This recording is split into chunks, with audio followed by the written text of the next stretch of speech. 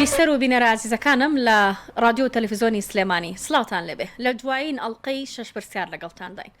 کۆمەڵێک پرۆگرامی 6 پرسیارمان پێشکەش کردن و بەشێک لە بربژێرە لێ هاتووەکانی ناو لیستی سەدەنۆتی پارتی دموکراتی کوردستان هاتنە 6 پرسیار و وەڵامی پرسیارەکانیاندایەوە هیوادارم وەڵامەکانیان گەشت بە بێەوە و توانی بێتمان خزمەتێکی بچووکیش بێ لەم هەڵمەتی بانگەشەیە بە ئەرکی میدیای خۆمان هەستین لەگەڵاو کارم دیاری عمەر لە بەرنامەی 6 پرسیار ئەو پرسیارە گرنگانە چوونە بەردەستی بربژێرەکان کە پرسیاری دڵی ئێوەی دەنگدەر بوون لە کۆتا پرۆگرام لەسەر پرۆگرامەکەی ئێمە چاوتان لامەبن چونکە میوانەکەمان بەشێکی زۆرتان دەیناسن خانمێکی گەنجی بە توانایی بە بڕوانامەی خاوەن پسپۆریە لە ئێستادا قوتابی دکتۆرایە خاوەنی ماستەرە و لە بواری دیبلۆماتیک و یان بەگشتی دیبلۆماسی و پەیوەندی نەدەوڵەتیەکان خانمێکی دیارە و قۆناغبەندیە جیاوازەکانی بە مافی خۆی بڕیوە جگەلەوەی کە کچی شەهیدە ئەمڕۆ میوانی من و ئێوە دەبێت لە بەرنامەی 6 پرسیار و گفتوگوی 6 پرسیاری لەگەڵ دەکەین خات و کەژان شەید محەممەد ژمارەکەی 39 لە ڕیزبندیەکە بیرتان نەچێ لە لیستی 190 پارتی دموکراتی کوردستان کەژان خان زۆر بەخێر بێ خۆشحاڵی لێرە دەتان بینین و لە دوایین ساتەکانی بانگەشە و دوایین ڕۆژی بانگەشە دوایین کەس جەنابتەبی لەسەر شاشە دەتبینین بە هیوان بیریان نەچیتەوە ئیشەڵڵا سڵای خۆت بگەینی بە بیسەر و بینەرەکان زۆر سپاس دەکەم کە نارخان سڵاو لە ئێوەی بەڕێز و سڵاو لە هاوکارانی بەڕێزیشت بێتمان دوێنە ناسانەوە بۆ مودەیەکە زیاتر لە مانگێکە ئێوە ئەرکان و پێزانین ئیشەڵڵا سەرکەوتنی تۆمارەکەین کە ئێمە پیرۆزبایی لە ئێوە بکەین ئێوەش پیرۆزبایی لە هەموو دەنگدەرانی پارتی دموکراتی کوردستان کەن زۆر بەخێر بێ من کەژانم کچی شەید محەممەدی حاجی کەریمم بەربژێری ژمارە 39 هەڵگری بڕوانامەکانی بەکالۆرەس لە زانکۆی ئەمریکی سلێمانی بەشی خوێندنی نێودەوڵەتی و هەڵگر بڕوانامی ماسەرم لە زانکۆی کوردستان بەشی دیپلۆماسی و یاسای نێودەوڵەتی ئێستا هەم مامۆستای زانکۆم و قوتابی دکتۆرام لە هەمان پسپۆری کە دیپلۆماسیە ماشاءالله لێ بە ڕبی لە پەرلەمانی کوردستان بتبینینەوە زۆر سپاس دوو بۆ کەس لە بەردەمی جەنابتە بۆ کسێکیان پڕەتی لە کارتی زەردی پرسیاری جیاواز ئەوەی دیکەیان بەتاڵە هەر پرسیارێکە ڕای دەکێشی تا 6 پرسیار دەخوێنینەوە و گفتوگۆ دەکەین هەر پرسیارێکە ڕای دەکێشی دەکێتە بۆ کسە بەتاڵەکە بۆی دووبارە نەچێتەوە ناو پرسیارەکان یەک کارتی سووری تێدایە نازان بەنسیبت دەبیانە پرسیارەکان دەست پێ دەکەین ستایلەکەت بۆ ڕوونەوە نیە کارتە سوورەکە ئیشی چێ بێت کارتە سوورەکە پرسیارێکی سووری لە بارەوە کرێت وەڵا خواپە نامان باشە ئەڵێ دەنگدەر بۆچی تۆ سەر بخات بڕیاری داوە هەر نزیک بیت لە خەڵک کەژانگیان خۆ دەزانی کە کاتێک دەنگدەر یان هاونیشتیمانی پرسیاری ئەوەی هەیە بۆچی ئەم کەسە من بینێرمە پەرلەمان بۆ من دەنگی خۆمی پێ بدەم بۆ ژدانم ئاسوولەکەم لایەنیکەم من داوا لە دەنگدەری لیستی پارتی دموکراتی کوردستانەکەم و داوا لە دەنگدەر لەو دەنگدەراناکەم کە تا ئێسش خۆیانێک لای نەکردوتەوە لەبەر چەند هۆکارێک دەنگ بن بە ژمارە 39 ژمارە 39 لە ناو قوڵایی معاناتی خەڵکا پەروەردە بووە کچی شەهیدا بەڵام پێش ئەوەی کە کچە شەهید بێ کچە پێشمەرگە بووە ئەم دوو تایتڵاوای لە من کردو 23 ساڵە لەناو ئۆرگانەکانی پارتی دموکراتی کوردستانە بە ئەرکی جیاواز لە خزمەت ئەو مەبدەئەیان کە لەگەڵ ئەم هەواڵانی خۆمانەکۆی کردوینەتەوە کە مەبدەئی کوردایەتی و پارتایەتیە بۆیە داواکەم کە دەنگ بە من بن و من سەر بخان تاوەکو دەنگی ئەوان بم لە ناو پەرلەمانی کوردستانە تاوەکو داکۆکی کاریم سەرسەختی مافەکانیان بم بەشی دەمی پرسیارەکە هەر نزیک لە خەڵک بۆ پەڕی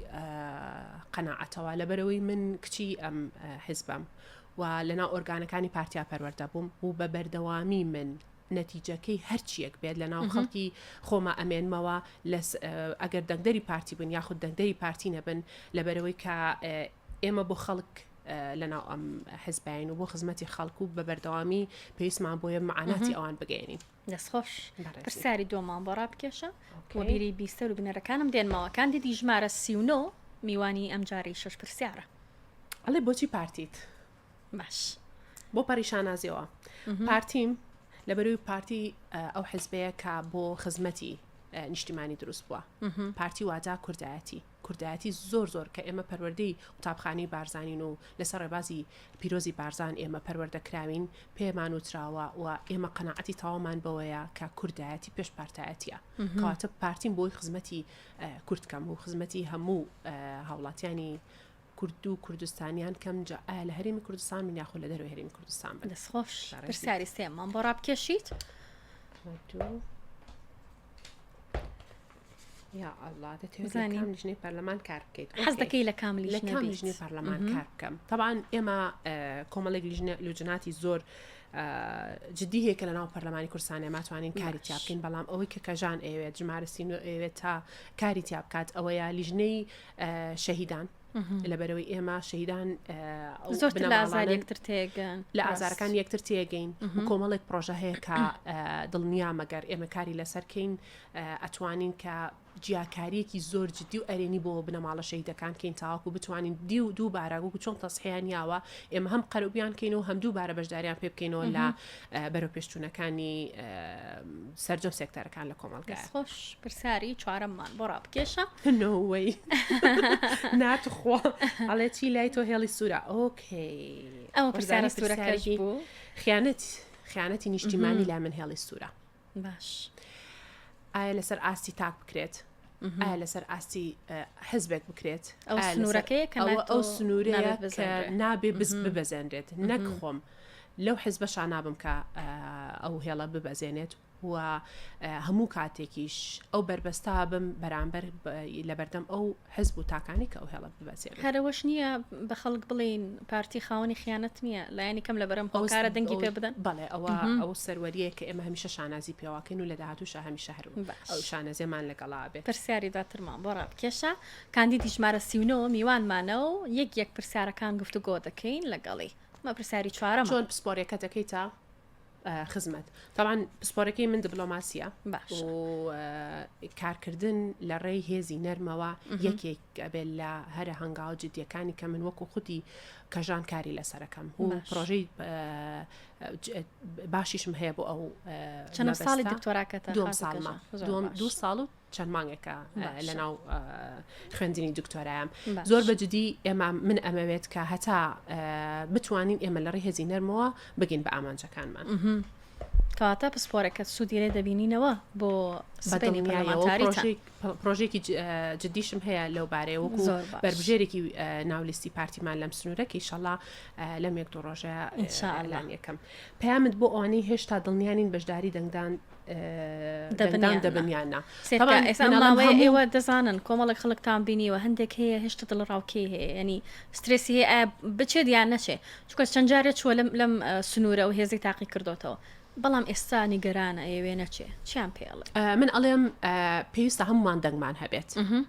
هەموو دەنگی قورسایی خۆی هەیە باش ئێمە پێویستە بۆی کە دەنگمان هەبێت واز لە عاتیفە بین و عقل و منطق دەور ببینێت عاتیفە بە ئەنگاوەکانی دوای عقل و منطق بێت کێ خزمەتی کردووە کێ توانیوێتی پرۆژەکان جێبەجێکات کێ توانیوێتی خزمەتی پرەنسیپە نیشتیمانیەکان کات چه حزب و لایەنێک بە جددی کاری کردووە بۆ لە ڕێی سەرجەم سێکتەرەکانەوە بۆ هاوڵاتیانی هەرێمی کوردستان با لە ڕێی سنووقەکانی دەنگدان و دووبارە متمانە بیتەوە بۆ حزبەکە پارتی دیموکراتی کوردستانە بەتایبەت لەم سنوورە کە هێزی یەکەم نییە دەتوانن تاقی بکەنەوە دەتوانن ئەم جارە دەرفەتێک بن تاوەکو بزانن پارتی چۆن ئەتوانێت خزمەتیان کات تا زۆرینەی سەوت بینی لێرە تۆ دەنگت زیاتر بەرز ئەبێت تاوەکو بتوانی زیاتر خزمەتی هاوڵاتیانی ئەم سنوورە بکەیت دوایین پرسیارە کە شەشەمە بۆمان ڕادەکێشیت و گفتوگۆیەکەین ئەوە بزانم بێت پرسیارە دووبارە جارێکی تشتێکی تڕاکێشم چکە پەیامەکەم گیان چی بە دەنگدەری سلێمانی دەڵێیت وابزانام گوتمان وەکو خۆتمان ڕاکێشم بەڵام دووبارە ئێڵم داوا لە دەنگدەری سلێمانیە کەم دەفەری ڕاپەرن گەرمیان تاوەکو جارێک دەرفەت بن بە پارتی تاوەکو خزمەتیان کە باشە پرسیاری کۆتایی دەگۆڕین حەز دەکەی لەگەڵ کام کاندیدی پەرلەمان ئۆکەی کاتەمایان هەوڵێم لە ڕێی دیبلۆماسی و جوابی بەمەوە پسپۆرەکەی خۆت بەکاربێنە بزابێت پسپۆرەکەم دیبلۆماسیە بۆیە هەر بەو شێوەیەش من هەوڵەیەم کە خۆم ڕزگارکەم لەم وەڵامی ئەم پرسیارە هەمووی هەواڵی باشن هەمووی کەسی مزاحی و بەتاقە و بەتوانای پارتی دیموکراتی کوردستانن هەر سەرجەم هەفتاوێک بەربژێرەکە کە بەمنەوە بێت 72 من تەمە ناکەم لەگەڵ هەر هەواڵێک کە چوومە ناو پەرلەمان ئەو هەواڵانە بن کە یەک لە ناو معاناتی کۆمەلگای پەروەردە بێت بکاتن دوو پسپۆڕی ئەکادیمیان لە پسپۆری منەوە نزیک بێت تاکو بتوانین هەردووکمان هەردوو یاخود هەرچەند کەسێکین ئەو قوتە بین تا پرۆژەکانی ئەم سنوورە بخێنە بواری جێبەجێکردن. کەواتە با دیبلۆماسی تر بپرسین کام پسپۆری هەستەکەی نزیکە لە تۆ؟ ئەو پسپۆرانی کە پەیوەندی بە پەیوەندیەکانەوە هەیە وەک شەخص یان وەک پسپۆری مەبەست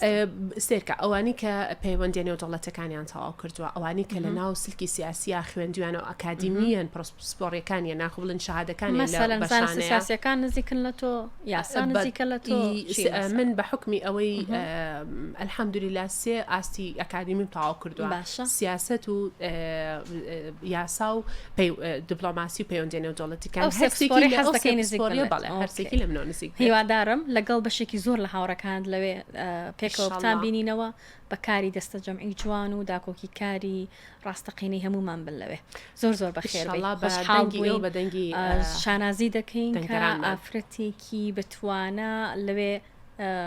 دەنگ و بڵنگۆی هەمومان بێت. دوا پەیامی تۆ وەکوتم دوا میوانی ئەم پرۆگرامە دەبی کە دڵنیام لە بیرناچی تۆ بۆ بینەرەکان. من داوا لە دەنگدەرانی خۆمانەکەم کە متمانە بن بە سیونۆ دەنگی ئێوە بێت سیونۆ ئەو کادرا بێت کە لە ناو پەرلەمانی کوردستانە داکۆکی لە مافەکانی ئێوە کات لاوان قوتابیان ئافرەتان پێشمەرگە قارەمانەکان بنەماڵی سەربەرزی شەهیدان سەرجەم دەنگدەرانی هەم پارتی دموکراتی کوردستان هەم سنووری سلێمانی و دەڤێرە ڕاپەڕین و گەرمیان متمانەتان با بۆ سینۆ بێت تاکو بتوانم لە ڕێی مؤسسەی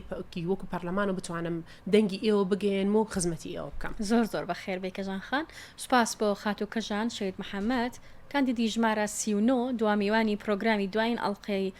بەرنامەی 6 پرسیار بوو. هیوادارم توانی بێتی بەشێکی زۆر لە پرسیارەکانی ئێوە وەڵام بداتەوە و ئێوەش قەرزی یان ئەو بەرپرسیارەتی لە شانتانە بۆ دەنگدان بەم کادیرە یان بەم کاندیدا سەرکەوتو لە هاتووی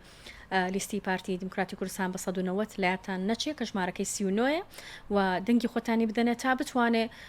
بەشێکی زۆر لەوانەیە کە لای ئەو خەونە بۆ ئێوە بۆ خۆشی بێنێتە دی لە ڕێگەی پرۆژە یاسا و پێشنیازەکانی سبینی پەرلەمانتاریەوە. بە هیوام خاتوکەژان و بەشێکی زۆر لە هاوڕەکانی لە کاری پەرلەمانتاری خولی شەشەم و کابینەی دەهەم ببینینەوە. بیرتان نەچێت لیستی 190 پارتی دموکراتی کوردستان و کاندیدا بە ئەزمون و لە هاتووەکانی یەکێکیان دەستنیشان بکەن. لە ناویشیاندا 39 میوانی ئەمڕۆم بوو. سوپاس باوەکارانی بەڕێزم کە بە درێژایی ئەم پرۆگرامە ئەڵقەماندوو بوون لەگەڵما و سەربازی ونی پشت ئەم پرۆگرامە بوون. بە هیوام هەمووان ئاهەنگی سەرکەوتن لە ڕۆژی 20 ئۆکتۆبر بگێڕین بۆ سەرکەوتنی زیاتری پارتی دموکراتی کوردستان بە تایبەت لە سنووری بازنەی سلێمانی تکایە ئەم جارە هەلێک بدەن بە پارتی بتوانێت ئیدارە و حکومڕانی لەگەڵ ئێوە ئەزمون بکات. کاتێکی خۆش بۆ هەمووان بەخوای گەورەتان ئەسپێرم.